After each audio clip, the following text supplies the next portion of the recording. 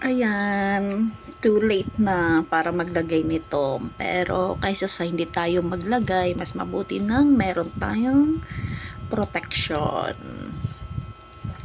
Dapat pala noon pa, nung nasa 20s ka pa lang, nag-start ka na maglagay ng sunscreen protection.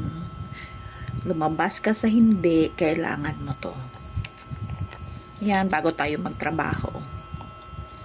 Maglalagay muna tayo nito para naman maprotektahan ang ating skin na matanda na. O, diba? Huwag nyo nang hintayin na magka-wrinkles kayo o tumanda kayo bago kayo nito maglagay. Kaya ngayon pa lang, habang bata pa, gawin nyo na to para kahit papano maproteksyonan yung inyong mukha nang hindi tayo tumanda agad. Ayan, o diba?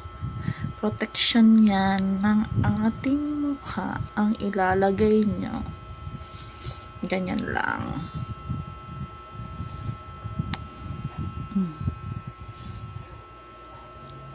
Sunscreen.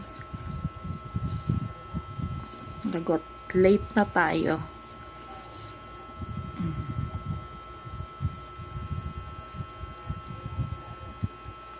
Huwag niyong kalimutan ha, bago kayo umalis ng bahay. Kailangan nyo to. Or kahit dito lang kayo sa bahay. Kasi mainit din naman, diba? Lalo na't malapit na ang summer. Ayan. Yan. Pwede na tayong mag-lakwat siya. Lumabas ng bahay.